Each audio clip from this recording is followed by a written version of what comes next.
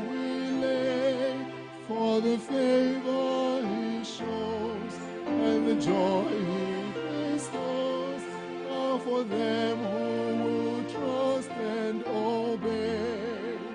Trust and obey, for the small way to be happy in Jesus, but to trust and obey.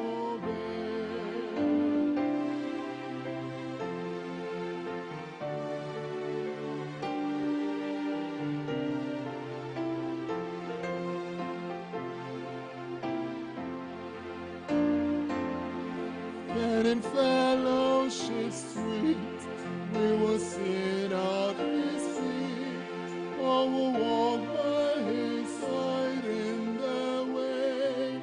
What he says we will do, where he sends we will go. Never fear, only trust and obey. Trust and obey, for the start away to be happy in Jesus, but to trust and obey.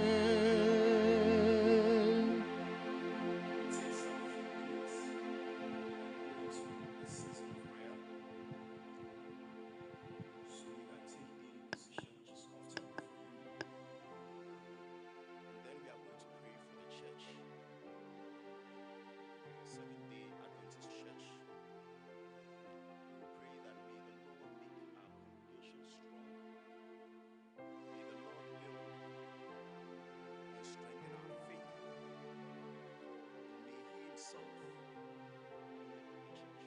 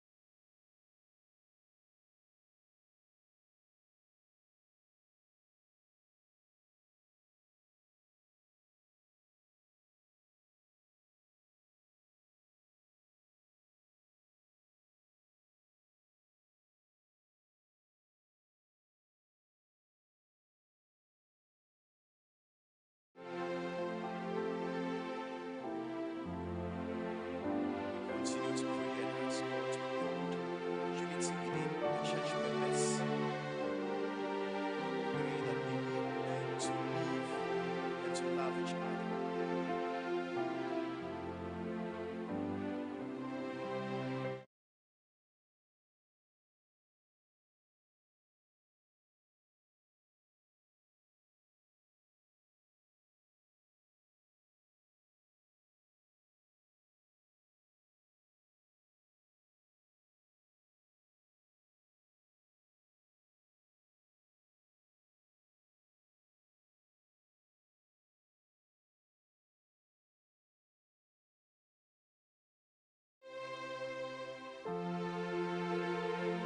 Let us pray that as Seventh-day Adventists, God giving us the message that blessed Lord.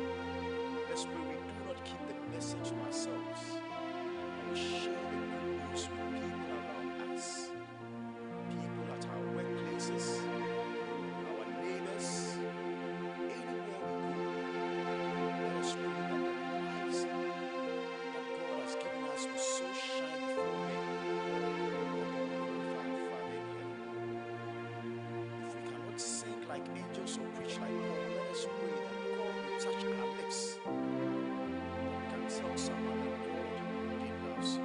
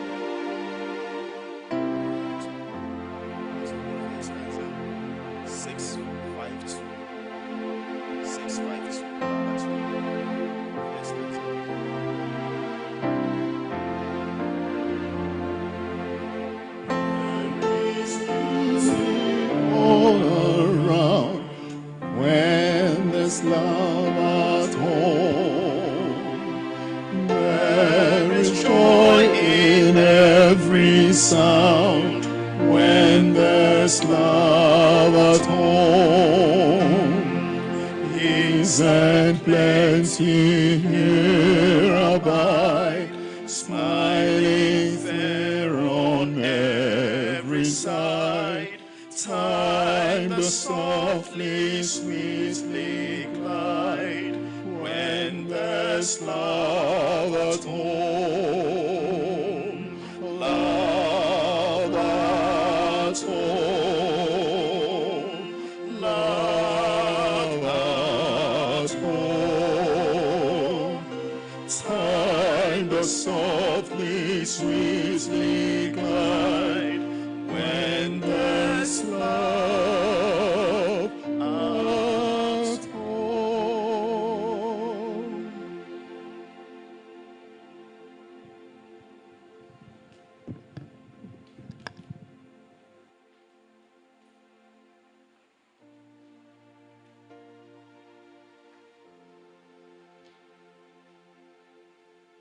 God is good, and all the time. Hallelujah. It feels good to come to the house of the Lord. It's a beautiful evening. Yesterday we started something wonderful. Tonight too we are here to continue. Yesterday we spoke about wealth creation, whether it's a crime for Christians and for that matter Adventists to become wealthy. And we had fantastic nuggets from our resource person, Elder Niaman Kratete. Tonight is another one. Entrepreneurs. Are they born or they are made? Tonight we'll know who an entrepreneur is. Whether someone working in an office can ever be an entrepreneur. Whether with your side hustles you can call yourself an entrepreneur. And when you get into retirement, what are you going to do? I know people who have retired, they set up shops. Some have set up consultancies. After retiring at 60, and you want to, you maybe God has granted you another 20 or 25 years. What are you going to do? Tonight, let's welcome our brother Fitzroy Brown, a business executive and an entrepreneur, to take us through the lecture. God bless you. I didn't quite think it was a lecture. I thought you said you'll be here with me so we can do, we can have a conversation. So that's what I'm expecting. So I think I'll introduce it and then I'll call you and then maybe we can have, okay. Thank you so much and good evening. I was not tempted to say happy Sabbath this time, Usually, when you are part of a Sabbath movement, that's typically what you do. You come up here and then the first thing you want to say is happy Sabbath. But hope your Monday has been good. Okay, great. So when I was asked to do this, it was a question that we're trying to answer. And I won't pretend that I know the answer. And I thought that's why it would be good to have a conversation around this. Let me add that, especially for our online viewers and, for our youth particularly, I don't know if we have not done a good job with communicating to you that this program was meant for you. And, it's something that, the organizers have really, really thought through. It's trying to set up a whole entrepreneurial ecosystem to help, you in the church be able to transition, whether you have a job today or you are actually thinking about even creating or starting your own business, but what has been put together for you is to help you in this entrepreneurial journey. I wish that many years ago when we tried to be entrepreneurs, this was available, but it wasn't. But people coming together, put monies together to say, we are going to fund you, we are going to put a legal team together, a marketing team to help. I think it's something that the youth should have really, really taken advantage of. But hopefully we are not off, we're not too far off, that, and we can still get quite a number of people to tune in. And so those of us who are here, those of us who are online as well, and I think this is also not just limited to Pesdac members. So if there's an Adventist anywhere, I'm sure we can invite them to join us as well. Okay. Tonight we are looking at, entrepreneurs. Are they born or made? And I thought that to help us to be able to answer that question, there might be one or two few questions that we need to look at before we get to this, talk about the subject at hand. Okay. And so I would like for us to go through, like I said, one or two questions related to this main question, and then we'll delve into this as well. And, at some point, Solomon and I would have a discussion and open it up so that it's quite interactive.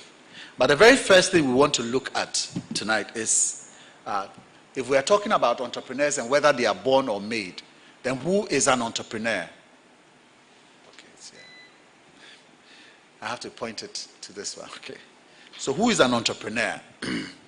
And forgive me, I think that, the colors that I used, I don't know if it shows much, but I think, I'll talk through them so that, we can all get to where we are. But basically, the entrepreneur is, the person who translates what we call ideas. But again, are they just ideas? We want to look at, problem-solving ideas. Because it's not just any idea that you want to bring on the market, right? So he's the one who translates problem-solving ideas into commercially viable ventures. This is very, very important, and that's why I highlight them, on the slide, that they are problem-solving ideas. Many a time, people want to be entrepreneurs, and I think it's a good feeling. I think there were some years, back that the whole idea of entrepreneurs was quite a sexy thing, right? Governments came up and then they said, oh yeah, we are giving up all these monies, and a lot of people were coming into it and coming up with some ideas. I tested this actually on my children. I said, come up with an idea, and the kind of things that they were saying, I thought, no, even 30 years ago, we would not have been thinking about these ideas. It's not just anything. We have to be able to solve real problems, And so for you to be an entrepreneur, I think the first thing is your desire to want to solve a problem. So you are translating a problem-solving idea into commercially viable venture. And you are assuming a lot of risk in doing that, okay? So very first thing is you taking an idea from ideation stage and then thinking through, how do I make this, a business that is solving people's problem, and also it can put money into my pocket, that the stakeholders within that whole business, whether it's staff, whether it's your shareholders and all that, people are kind of remunerated for the efforts that they put in. So it's very, very essential that we understand who an entrepreneur is. And so when you look at the definition like that, it helps you to realize that an entrepreneur is, he's the one who is ideating that whole thing. He is the one who comes up with the idea.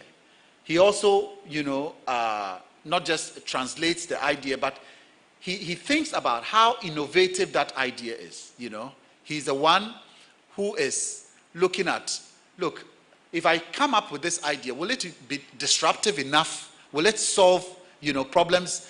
I was talking to my son, and I was talking to him about a business problem that he had told me about. And I said, look, today, most people live on the internet. And so when you think about a business that you have to do, in a brick and mortar kind of thing, people will not travel to come and, patronize your business. And so whatever you are thinking to do now, make sure you have a market that can access, whatever it is that you do, whether it's a product or a service and all of that. So when we think about that commercial viability, aspect of the business is so crucial, This morning I heard an interview of and I didn't know that I knew they existed, but I didn't know there was a body like that. But we have the National Health Insurance Scheme, right? So they also have what they call the Private Health Insurance Scheme. And this week, I think it's their week. And they were talking about, having only penetrated about 400,000 in Ghana, and that's just 1% of the whole populace, And they are thinking, look, we need to go on the street and all of that so that people will even know that we are there and we can solve their problems and all of that. So it's quite important that whatever it is that we are ideating, we want to know what's the route to market and are people going to be there to be able to access what we have and all that. Very, very important, So the entrepreneur is the ideas guy, he's the innovator, he's the initiator. He's also the one taking responsibility. Responsibility for what? How the business will be created, hiring the right people, making sure that the right seats are filled, and making sure that, he gets the funding to be able to start the business and all of that. So he does all of that, and also assuming the risk is very, very important, that we understand that for the entrepreneur, one big component of what he does is that he's a risk taker. Now, it's very important also that we understand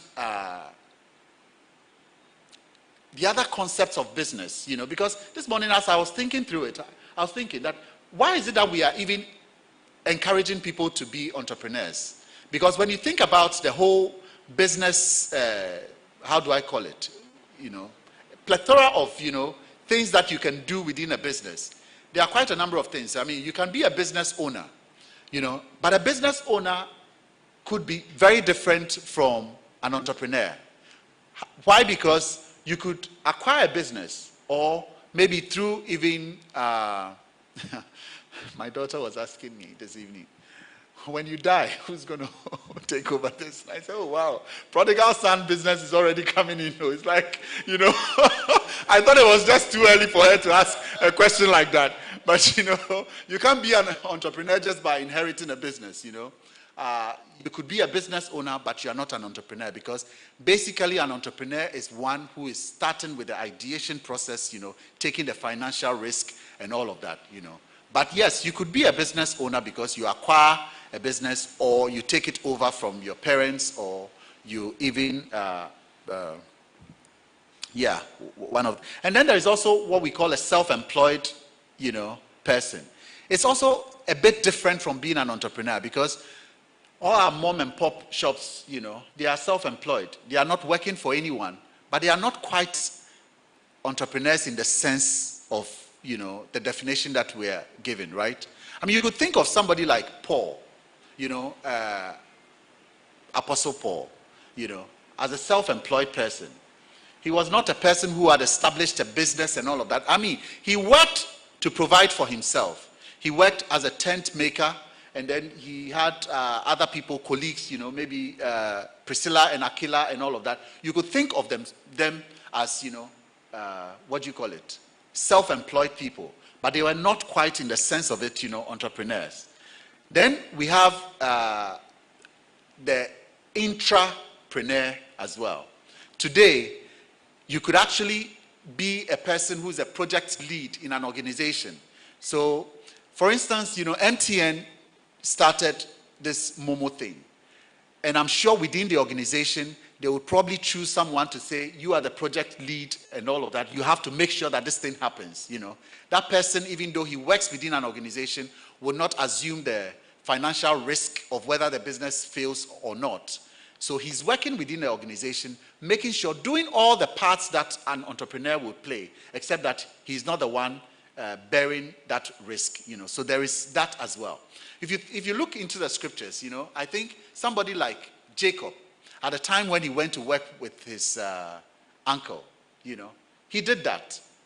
He was the one who was doing all the work and all of that, but he was not the one assuming the risk, except for at a point, because his very shrewd uncle would say, well, the ones that die, you are the one who's going to own those sheep that die and all of that, So we see all these lines even in the Bible. But I think our discussion tonight is on entrepreneurship. And we'll get to the point where we want to ask, so where are the advantages? And I think that's the key thing in all of this, But we want to ask the question, so why entrepreneurship? If there is a range, of things that people can do, then why entrepreneurship? Why is that what we are promoting tonight? Okay? And I think it's a good question, One, especially in our side of, the world, we see a lot of problems chasing for solutions, and so, there is so much reason to be an entrepreneur. There are so many, when you look around, unless you don't want to see, but there are problems. And that's basically, what an entrepreneur does. He looks for problems and he looks for the solutions to the problems, I mean, if you think about even money, money is a reward for solving a problem. We only put monies in our pockets when we have solved somebody's problem. So when we don't have money in your pocket, you begin to ask yourself, whose problem am I solving? And if you don't have lots of it, then, am I solving the problem for the right people? If you solve a Bill Gates kind of problem, you get a Bill Gates kind of reward, right? But if you solve a Niban boy's problem, excuse me, not any, but I'm just saying that it depends on the size of the person's disposable income. And I think we heard that yesterday from our brother, Niamankra, And so why entrepreneurship tonight is because there are so many problems that need to be solved. And that's why we want to talk to, ourselves about entrepreneurship. The other thing is high unemployment. The government, of course, cannot take everyone. And there are some of us who finish, whether it's courses or universities and all that, and begin to look for jobs. There are people who are underemployed where they are, whatever it is that they are doing. They don't have the right fit and all of that. And so, we need all of that. And entrepreneurship also helps us to build a career along, the kind of things that we want, we prefer. It's the only way you can do it. Otherwise, you open yourself up to say, well, anything happens. Sometimes people are looking for jobs and they are so desperate that they say, you give me anything I'll do. But an entrepreneur is able to build, a business or build their life around something that they want. And I'll talk a bit about it, I think it also gives us a very, very flexible schedule. For me, those are one of the things that I really, really like about entrepreneurship. And then here I put, as an Adventist, and I think, when I became an Adventist not too long ago, I mean, I realized that with what we know about the present truth and everything, I think we should, be the ones who would want to be entrepreneurs. I mean, you hear of people who say, my company demands that I work on Sabbath. Currently we are studying the Bible with a brother who, realizes that for him to be a disciple, he needs to quit the job that he's doing. He's working in a casino, and then also sometimes he has to work on the Sabbath. And he realizes that he needs to quit a job like that because his bosses will not give him an exception on the Sabbath, and again, even for how he's feeding himself, where the monies are coming from and all that, it disturbs his conscience. And so, imagine that somebody like this, doesn't have to go through that, The Bible also tells us that this gospel would have to go into the whole world. And I think, there's a an advantage that entrepreneurs have, to be able to do this. I mean, I was just thinking about it, and I said, if you look at even the current leadership, right? Our existing first elder, and I believe, the elders are so busy. I mean, there's so much that they are doing and all of that. Nana Jemfi of blessed memory, was an entrepreneur. I mean, he could manage his own time, and I guess that's why he was able to take on so much responsibility, And again, Elder Habia, he's also able to do quite a bit more because he has his own business and all of that. And so, for us as Adventists, I think, it gives us so much advantage when we are able to manage our own, or start and manage our own businesses and all of that. I mean, as we get into answering the question of, entrepreneurs, are they born or made? I have a question as well, and when you think about a disciple, because that's a theme of, for Pesdac for the entire year, and even as you can see here, he said it's on discipleship, right? Teaching men to fish. A disciple, is he called? Or is it a choice?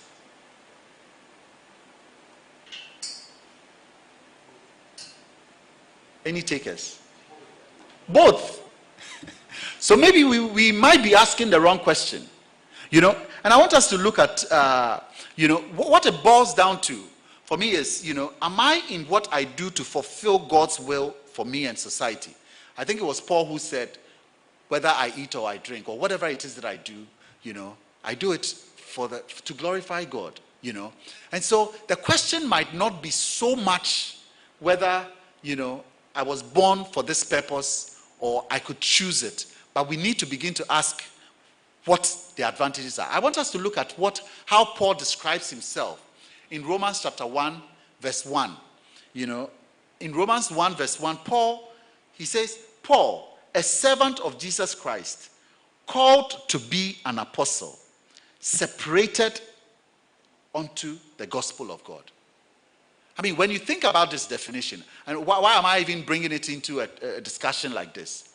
But Paul is talking about his identity, right? He says, I'm a servant of God. I've been called to be an apostle and separated unto the gospel of God. In this one sentence that he puts it, what is he saying? It's like his entire identity, he's not projecting any sort of skill set or anything, but he's just telling you that if I exist, it's all about what?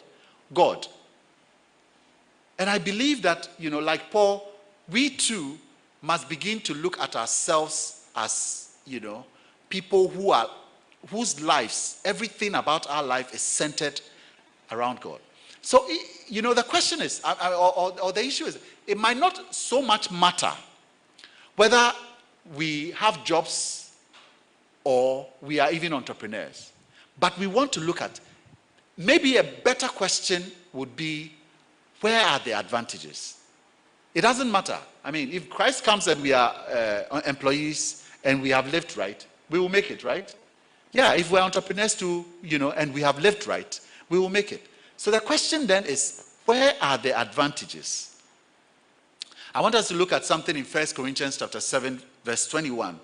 The scripture actually, it would be good, I mean, if we are home, let's read it from verse 17 to 21, where Paul is talking about, were you called when you were, a slave or free and all of that. But in verse 21, he says, are you a slave? Don't let that worry you. But if you get a chance to be free, take it. And that's what I want this discussion to center on. That while it does not matter so much whether you are, working for someone, or you are an entrepreneur, you are a chief executive, or, you are a self-employed, or just you work for someone. The question is, where are the advantages? When it comes to entrepreneurship, what advantages does it give you? Several years ago when I finished secondary school, and there are several advantages. But for me, I think the two that really stood out to me was the first one, someone saying that profits are better than wages. And I thought, whoa, profits are better than wages. And then he went on to add, wages make you a living. Wages is what you earn when you have a job, right? So wages make you a living, but profits will give you a fortune. And I was really fascinated by that. And I thought, yeah, I think I would like some of that, I would really like some of the profits idea, And then the second thing was, I've always thought that I want a flexible schedule so that I can really get into the things that I want to do. Because there are times when, things become, mundane, monotonous, and, routine and all of that. And, you are not able to have the time for the things that you really want. So growing up, I thought, I would want to spend more time with my family. I would want to go on vacations when I want, and do all the fun things, But these are the things that a job would not be able to give to me. And so for me, those two were the things that I, or persuaded me or made me like the whole idea of getting into entrepreneurship. I remember, my story is, funny, and I think that's also something about entrepreneurs that maybe we should talk about, It's a bit crazy. Because I was doing my national service then, and there was a lady who was an employee as well. She was an employee. I was just doing my national service. But I noticed, one of the things that she did, and I was doing this national service with a travel and tour firm, okay? So these were the days when travel and tours, somebody would make a requisition for a ticket, and then we would go and buy it from maybe Ghana Airways or British Airways, and then, send it to the person and all of that, So I was working, doing my national service.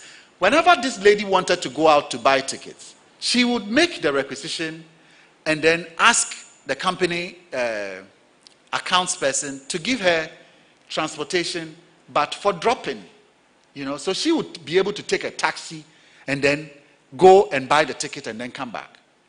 But whenever she wanted me to be the one to go and buy the ticket, she would make the requisition that they should give me. And I thought, how unfair. I said, so one Saturday, it had just happened to me because she had given me money for Trotro to go and buy the ticket. And when I came back, I felt so down, and I said, is this what the world of work is like? I said, I will never do this. And when I got out of that office, it was a Saturday morning. Monday morning, I was at Registrar General's and I was registering my first business. And I said, I will never work for anyone again. Maybe it was a bit of pride. But since then, I was talking to my children today, and many of the investments that I've made also have not given me money, I must say. So there are risks, right? But just the thought of someone wanting to cheat me and control me and do all of that and tell you when you have to go for lunch and do all of that, I felt like, no, I couldn't do this. Prison will be very miserable, though. But anyway, so here, I think I took these first few minutes to kind of digress and talk about other things, but now we can narrow down. But I hope the background, might help us to now realize the questions that we are asking ourselves and what advantages that entrepreneurship might give to us. So, entrepreneurs, are they born or made? The question I thought of was, can an entrepreneur learn? And I thought, yeah, if an entrepreneur can learn, then he can be taught. And if he can be taught, then he can be made. So just as we talked about like a disciple, whether it's a choice or a calling, then we realize that it's actually both. So if you are here tonight and you are thinking, maybe this is for some super kind of people and all of that. No. And in fact, what I like about this seminar and what the organizers have put together is the fact that they are saying, unlike the days when you would go it alone, you would have to think about everything. No. They said, look, we've put a legal team together who would advise you on it. We've put a marketing team together who would advise you. We've put, a funding team together. We've put a team of mentors who would help you to be able to build, from ideation, iteration, doing all of that, ensuring that you have a minimum viable product if it's a startup. And it's not even just limited to people who are starting up. Even if you have a business, but you want to scale up, you could come and tap into the funds that they have as well. So it's such a brilliant opportunity. I'm wondering, why would anyone want to miss an opportunity like that? We realize that entrepreneurs can be born, but they can learn as well. So because there are soft skills, right? There are some skills that, of course, we can teach you how to come up with a minimum viable product. How do you go through iterations? How do you go on the market to ensure what do the people like? These are things that you can learn.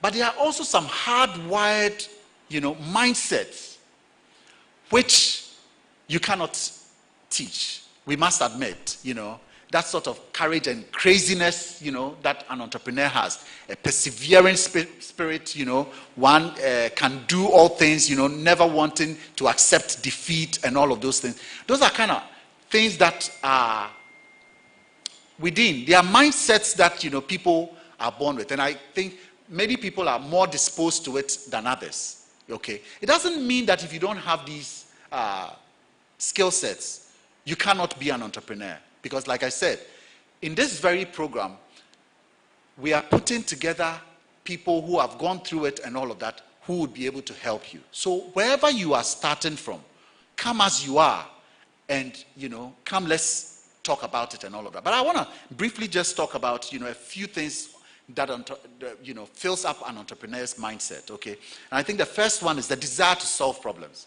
There are people who naturally run from problems. I am sorry to say that, if you don't change, if you are that kind of person who would want to run from problems, then, entrepreneur, unless you are able to change that mindset, you would probably not survive so much when it comes to entrepreneurs. You must love to want to serve people. You must love to want to solve the problems that people have. Spending, late nights, thinking through what people are going through, what their current solutions are, what you can do to make them better, finding out whether the people actually have, the means to be able to pay for it. So, because there are times when people are looking for solutions, but are they ready to pay for the solutions, The other thing is, they are highly curious people. They are the kind of people who want to ask questions. If they are in class, whatever it is that they are doing, they are asking questions. So this thing, how? And then you tell them the how, and then they say, okay, but how? And very, very curious. They are always looking for ways and how, and asking different things because they want to know. An entrepreneur is not the kind of person who feels like, okay, well, I mean, that's your cup of tea, you take it. No. They want to know everything, He's also the kind of person who embraces risk, It is not because he loves risk. And I think this point needs to be very, very clear, I don't think of myself as someone who loves risk. No, I embrace risk because I find out how I can mitigate it. How, there is a risk in this. And yesterday I was telling my son that, there's something in business we call barrier to entry. If I choose a line of business that makes it so easy for everyone to get into it, then you can imagine what the competition is going to be like. And so when there is a bit of risk, it reduces the number of people who can actually get into the game with me, right? And so it might expose me to some, huge benefits that will not be available to everybody else and all of that. And so it's not so much that an entrepreneur should love risk, but learning or having the attitude to know how to mitigate those risks. He also sees opportunities. again, I'm using conversations that were just, that happened in my car. So my daughter and, my son, they were having these conversations, and, there was a point where my son was talking about, no, this thing is not, I see this and this and this as obstacles, And we were trying to show him that, yes, those very things that you see as obstacles could very well be opportunities as well. So sometimes the very things that we see that draw us away from things, they are the very things for which we should actually engage if it's a business and all of that. So an entrepreneur is someone who has a third eye, looking for opportunities where everybody else sees an obstacle.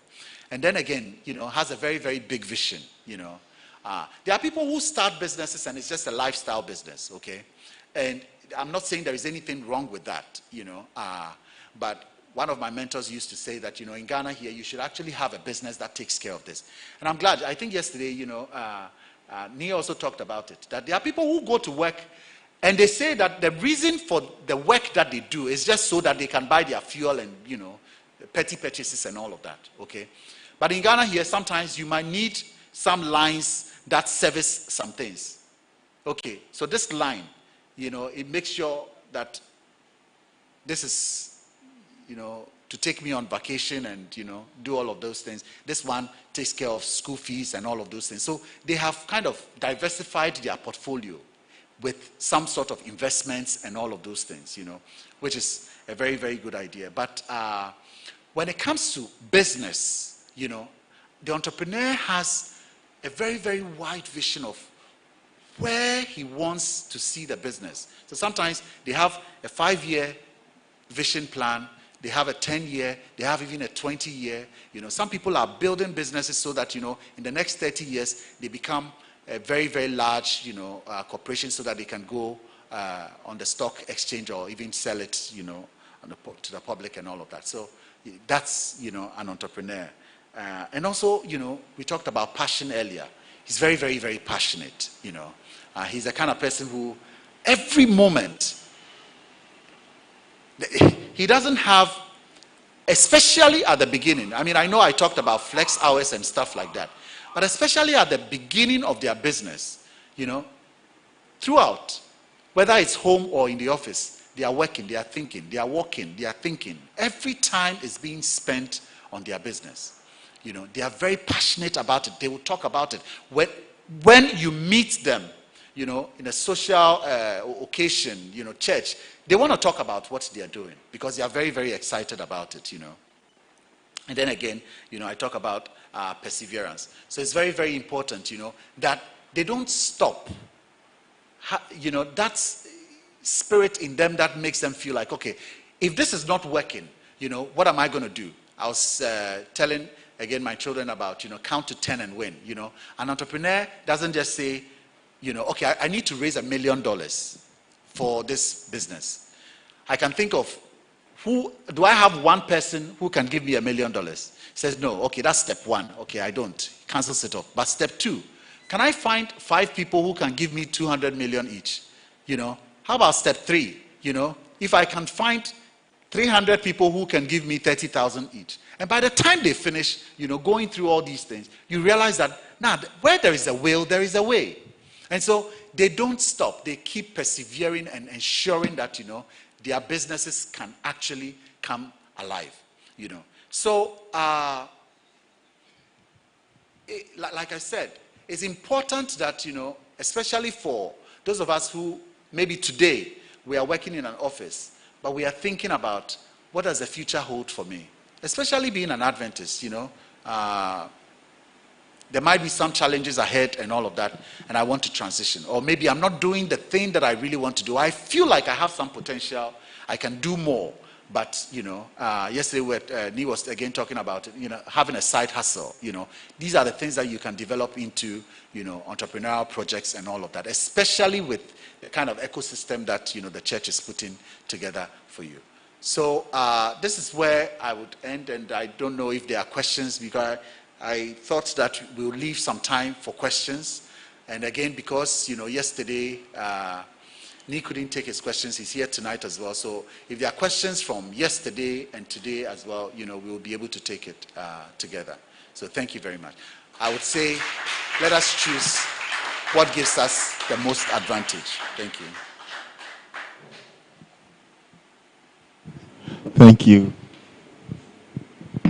Thank you very much. So, if there are any questions, we will take them. Wait, I have a question myself. I'm sorry? I have a question myself. Sure. Yes. Could you please explain the difference between being an entrepreneur and being self-employed again? Okay. So, clearly, we said an entrepreneur starts from an idea.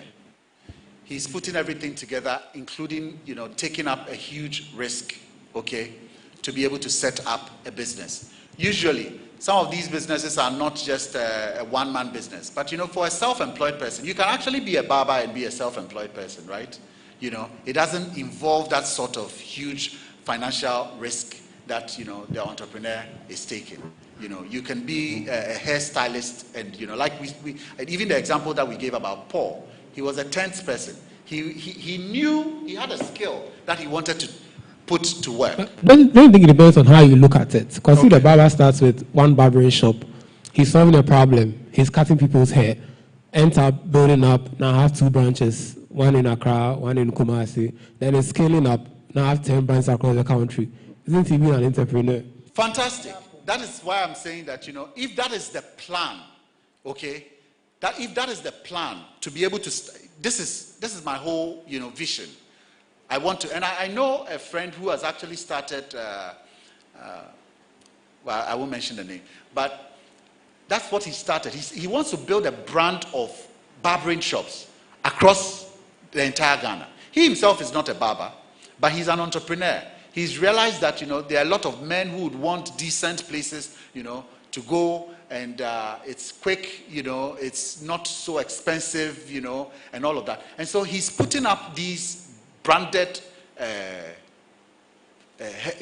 barbering salons across. So he starts with that vision, and I think he started with just about 2. He's building. He's looking for places that he can put these things, in and all of that. But that's the plan. But there's somebody else who says, look, that's not my vision, that's not my plan. All I want is I want to just feed myself. I want to be self-employed. I don't want to go into any employment. So I'm using this skill to take care of myself. Mine is not to build a business out of it or anything. You understand? So that's what I was trying to explain. Yeah.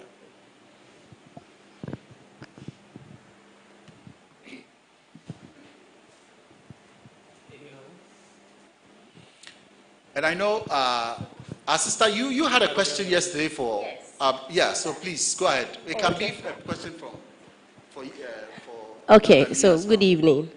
So I read The Richest Man in Babylon. And in some part of the book, it mentioned 10%, saving 10%. And along the line, having to save 10% and enjoying yourself in the 10%.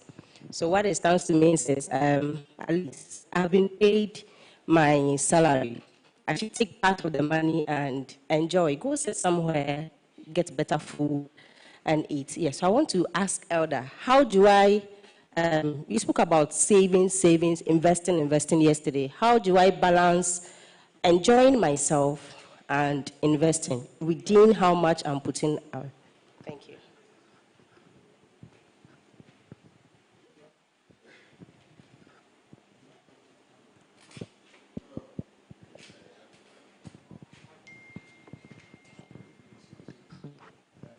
Hello.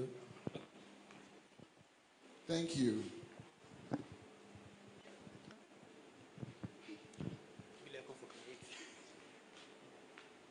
Nora, brilliant question.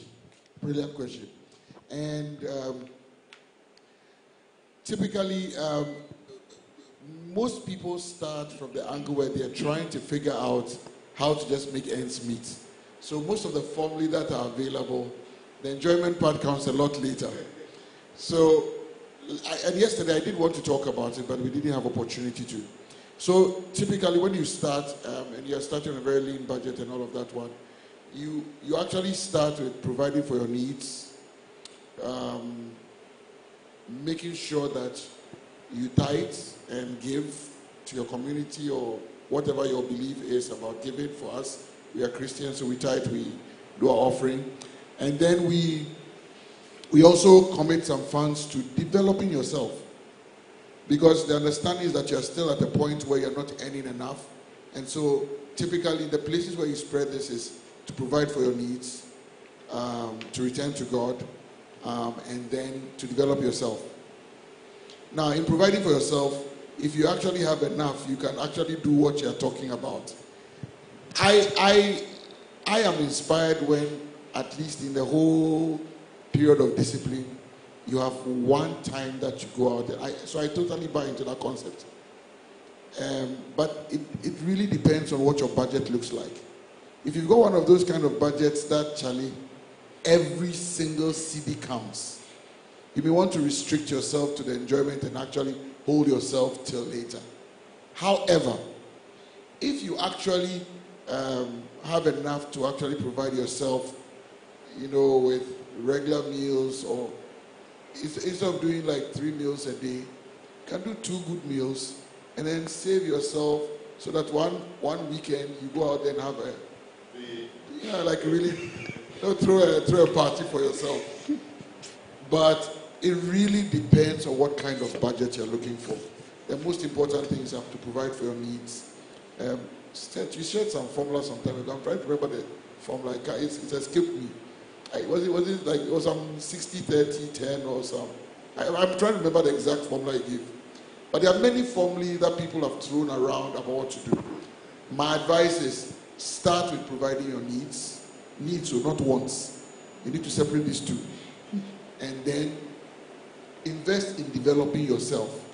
Because one of the big mistakes that happens is that when we have income and we don't spend or invest in developing ourselves, you'll never have the opportunity to actually give yourself the capacity to earn more.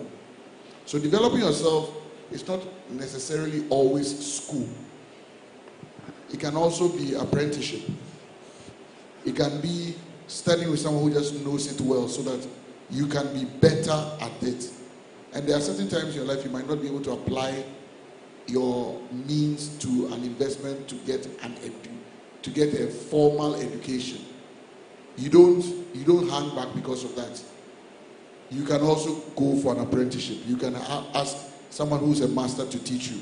You can go online, and that's the beauty about the internet these days. You can actually get so many qualifications and learning skills online. So my advice is do that one. But if you've got a budget that allows you at least to provide yourself 3 square meals every day, do 2 every day. Day 7, go have a large one. 1 in 3 1 meal. That's your chilling. But it's true. I believe in that too. I mean, treat yourself to something so that it's not too painful. And the reward actually reminds you that you need to do more for yourself. But you need to be very disciplined about it. Don't do 3 meals a day, every day, and then expect to still go and chill. No. Put some aside so you can have a good party for yourself. Yeah. Sure.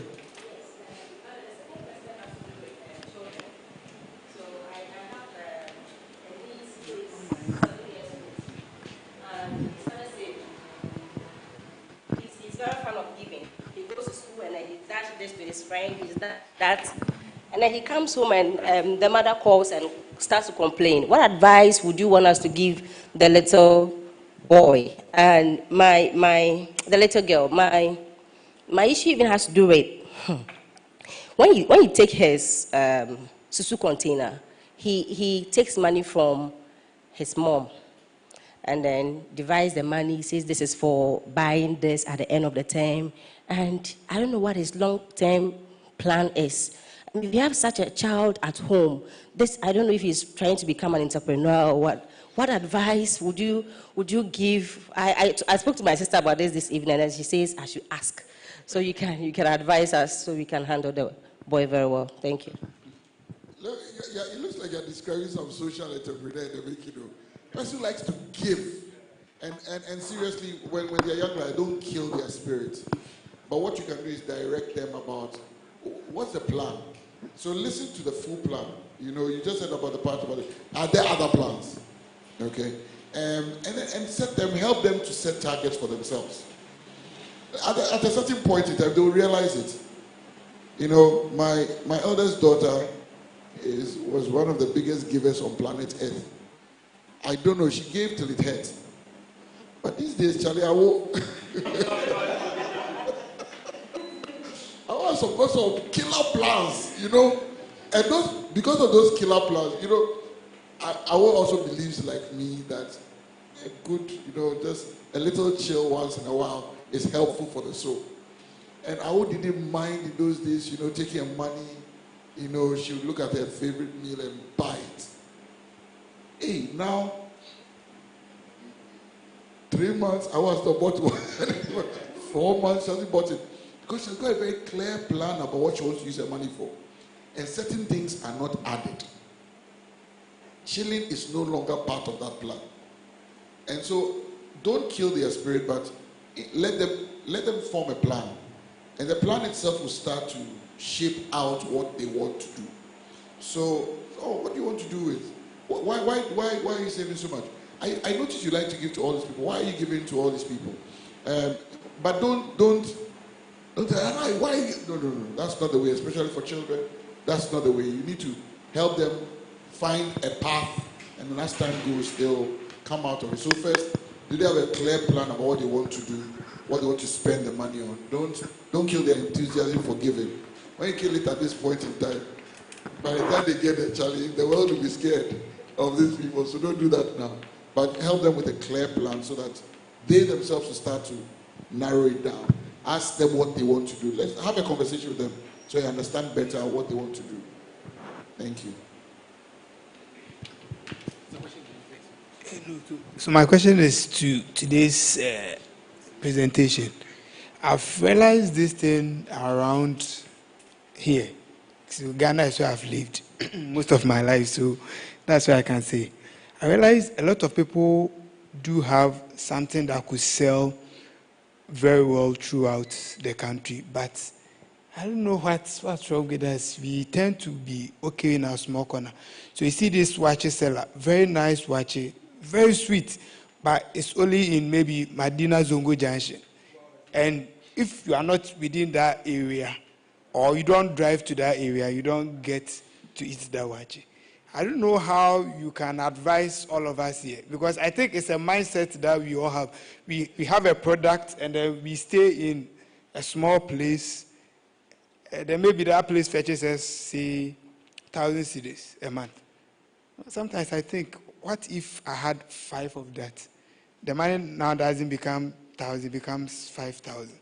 And if I'm able to do more, before I realize I'm making the millions. So how can you advise us to move from that, yes, to be an entrepreneur?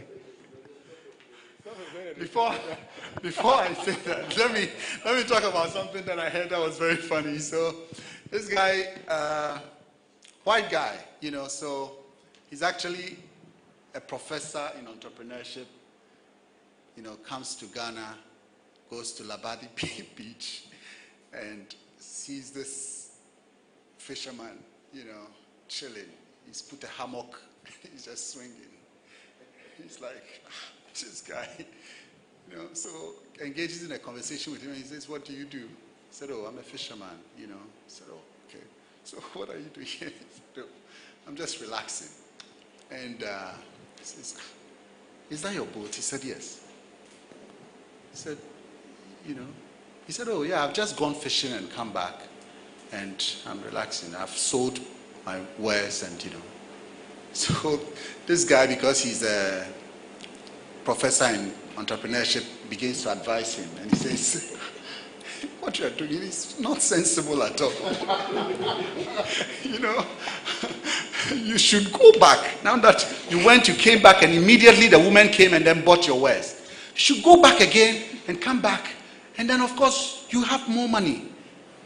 And the fisherman said, and then you can call all your friends, buy more boats, you bring more, you sell. He said, and then? He said, you can employ lots more people. Now you don't even have to go again. They go and come back and then pay you. And then you can come and lie here. And the guy said, you are very stupid. Am I not doing what you said? I'll do it all and then come and do it. But anyway, that was just for laughs. Okay, so, the good thing is that there are people who are happy with what, just the little that they want to do. And that's why we were talking about self-employed people and entrepreneurs and all of that. There are people who are go-getters who want to capture a market. So they want to say, of all the wache that is sold in Ghana, I want to have a 10%. Maybe that's not the person's goal.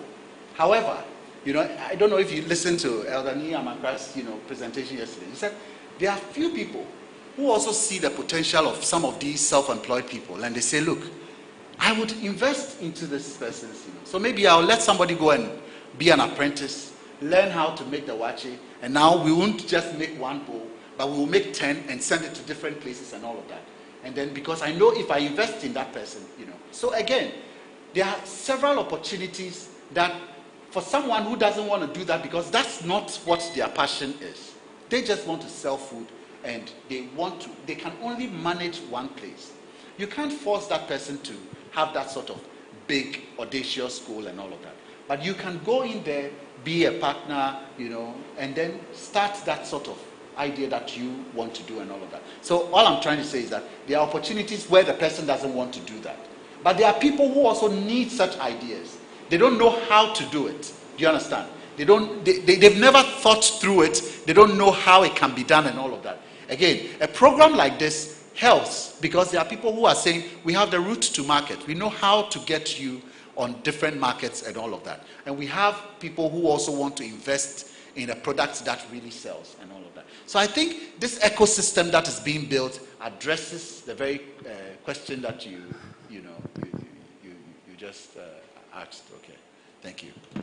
All right, so my question is based on yesterday's presentation. So yesterday you mentioned the need to invest in things we understand.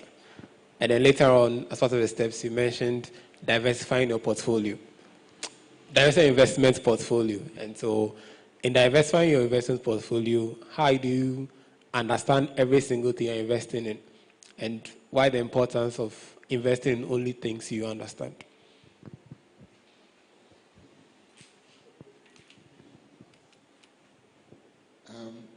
So, it's important to invest in the things you're understanding so that you can make a more direct input into it.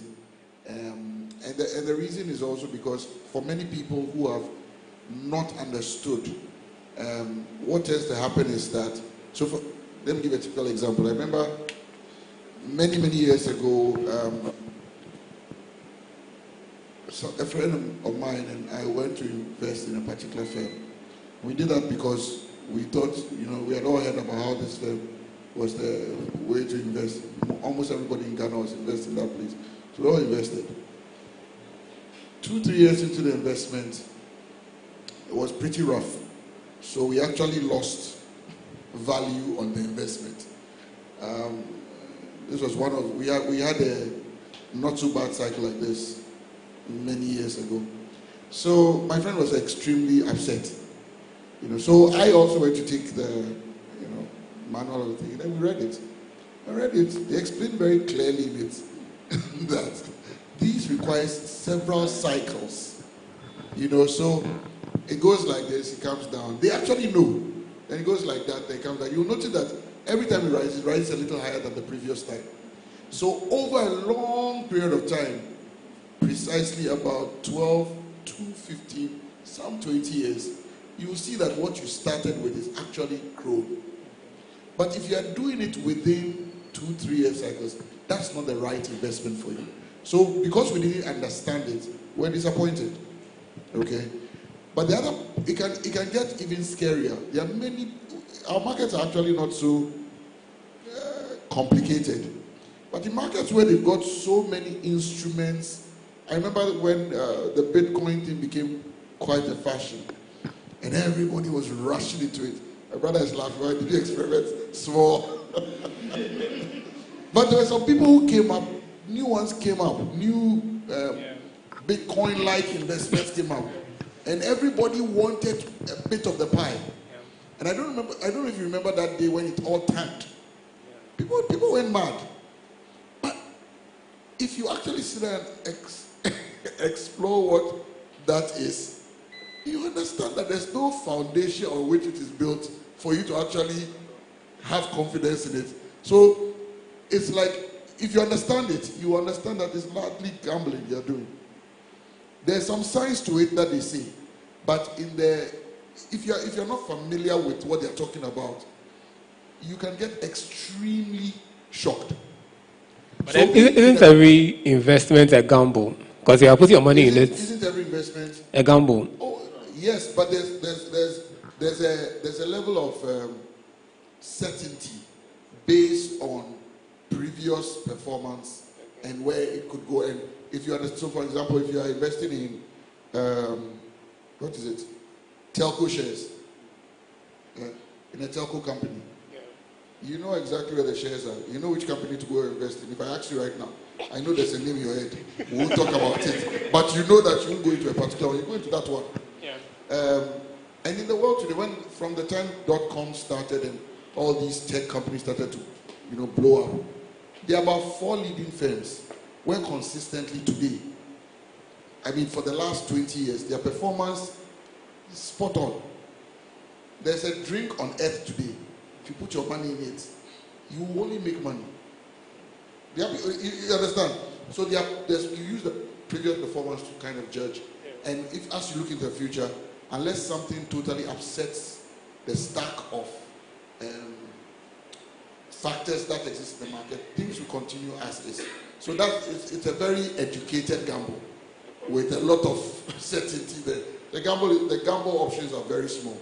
But if you go into something that you have no clue about, and many people have been swindled by, and one of you should, if you ever have time, you should catch 1 or 2 of these interesting films on Wall Street, when America just went wild about investing and people went into stuff they didn't even quite understand. People built fortunes on things that did not exist, and then when the carpet was shifted under them, everything crumbles. Not understanding why would someone put, for example, $20 million in something that you don't even understand? They've just told you, it's very successful. No, you can't do that. So you need to try to understand it. So yeah, there's yes, almost everything, there's some kind of chance element in it. But there are things that the certainty of performance. There are many products where we know that consumption will only grow. There are many products where we know the need for them will always watch it. Solid investment. If you've noticed, in the last 5 years, more Watch franchises have risen. I don't know if you heard of it. There's Watch Bugatti, Alaji Watch. Almost every neighborhood have their own special kind of Watch. If you come to East Legon, they're serious. There are different kinds, assorted. Everybody, and the levels are different. And when you go on global, you see that too. So watch is a sure thing. So many people will do that. There are many other products you can start to call coffee brokeman. As long as plantain comes out, people will eat coffee brokeman. On the East Legon Road, it's a popular business. So there are things you can invest in. There are things that are sure. But there are some things that are not so sure. You understand? And that's what, and knowledge about it. Even if you don't know about it, read up on it. Find out who participates in it. Find out what the performance has been. That's what I try to do when I'm going to put my money in anything that I don't understand. And I go and ask an expert to speak to me about it. And I was telling you yesterday that there are some friends of mine who, as soon as the economy goes funny, there are about 3 of them. These guys are treasurers in different banks. They see and they understand. So I listen and I learn. This place, if the money is here, is it good? No. If it's here, is it good? No. I say, okay. And I come back and my money is not plenty, but I like it to be safe. So you ask from experts what you do. Thank you. Thank you very much. Unfortunately, we should take it. Okay. He said we should take, so. My boss is there.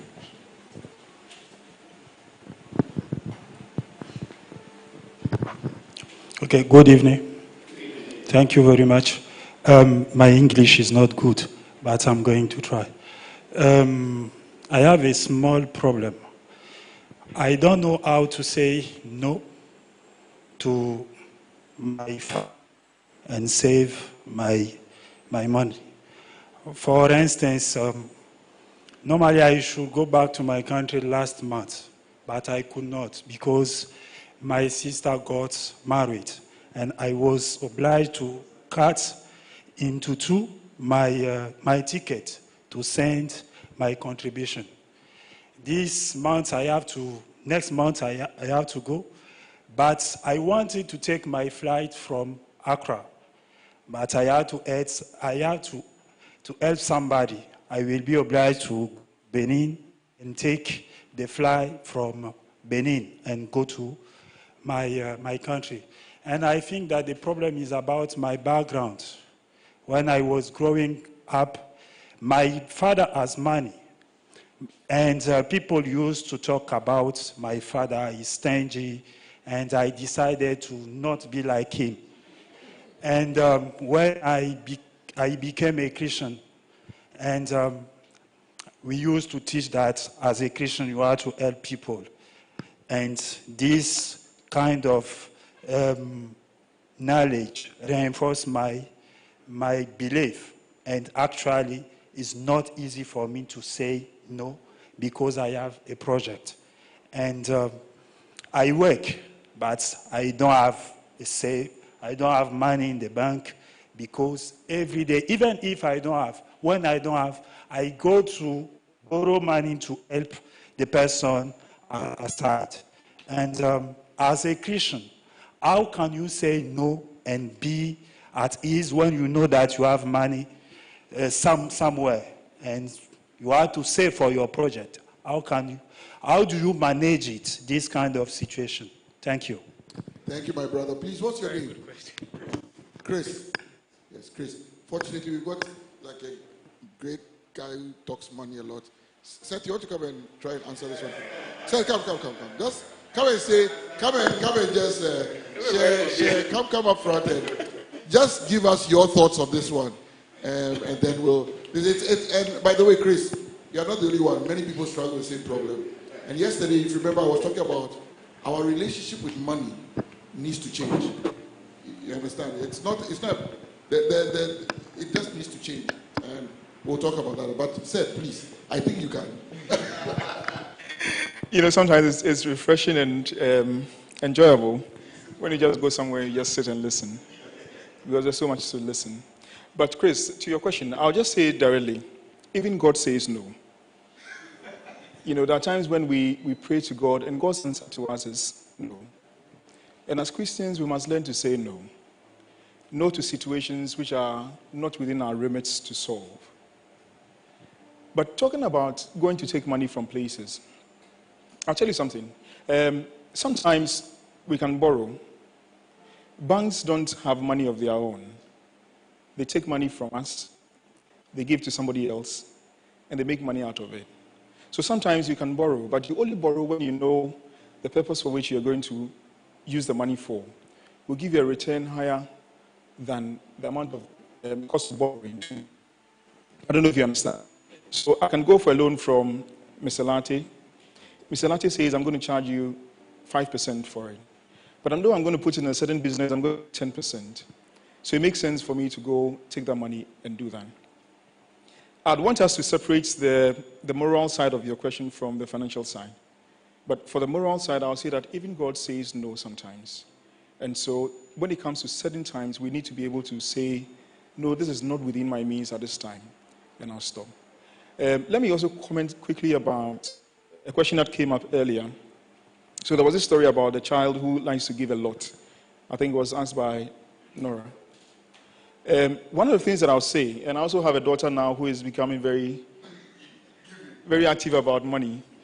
They know where I place my coins. So as soon as they go in there, they dip their hands into it.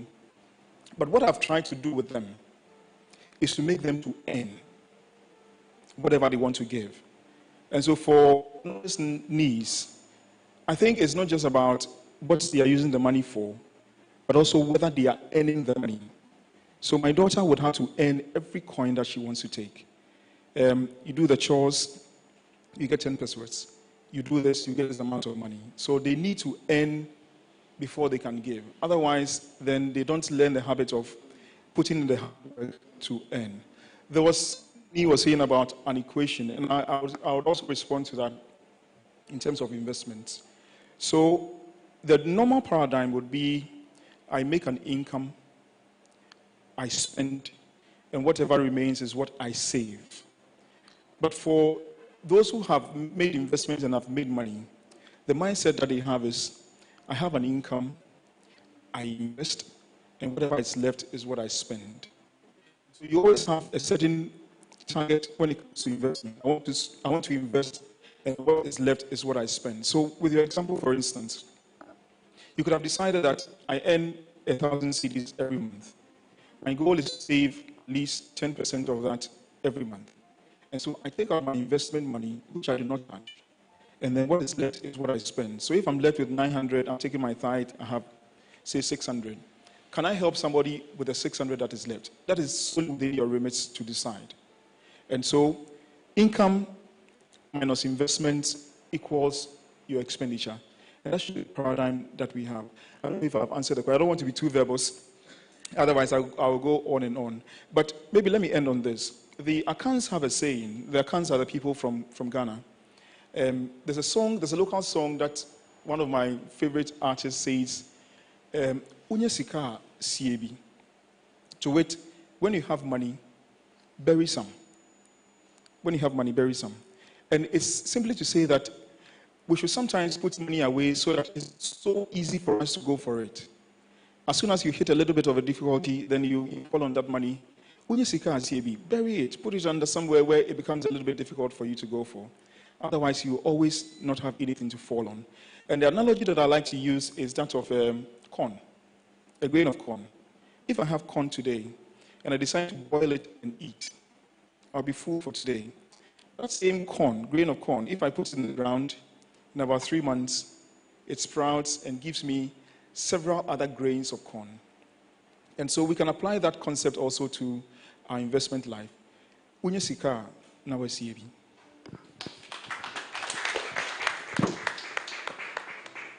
It was a good thing to hear from Seth, wasn't it? Just one last thing, Chris. You actually need to say no for the benefit of your family. What do I mean? If you are in a place where you cannot give consistently, subsequently, how do you help them? You can't. And you can't always borrow. And since you're using Christian principles to ascertain that one, you know, our Father in heaven does not like us being in debt. So, for the benefit of your family, you can't always say yes. Because there are times when you need to say no so that you can be available to support subsequently for the things that truly matter. And I think Seth gave fantastic advice, so I'm not going to even bore you with any more talk. Thank you very much.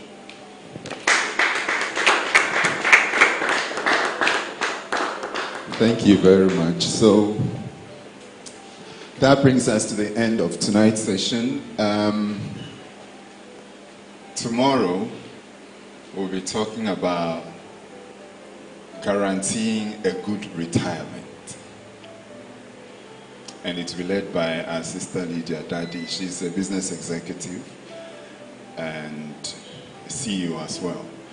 So we want to continue to invite us and more people to come in here. We know some of you are online, but the interaction is more interesting when we have a lot more people in the auditorium. So we want to invite you to come in.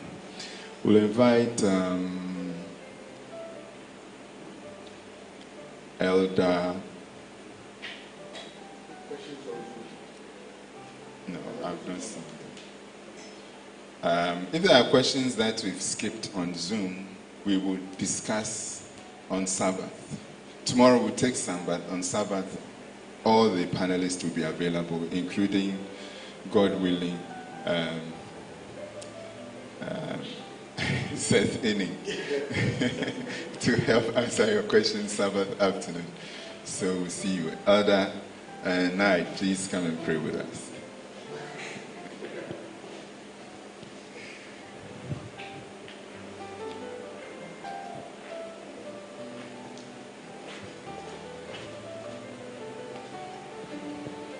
Shall we pray? Gracious Father, we want to thank you so much for the lessons that have come to us this evening. I want to thank you for using your children, your sons, to teach us how, oh Lord, to use our money wisely, how to make money, to support you, your work as well. We pray, oh God, that tomorrow you bring much more of us here to learn these simple but very important things that we need in our lives to have a better living. Not because, Lord, you can't provide, but because you've given us wisdom to be able to apply to make things better for ourselves, for your church, and for those around us. May this, O Lord, be our portion. Even as we leave here tonight, may you, O Lord, guide us safely to our various homes. Grant us all good night's rest and bring us back tomorrow morning and tomorrow evening to this place to meet again and fellowship with you in Jesus' name. Amen. Amen. Thank you all very much for coming. See you tomorrow. Good night.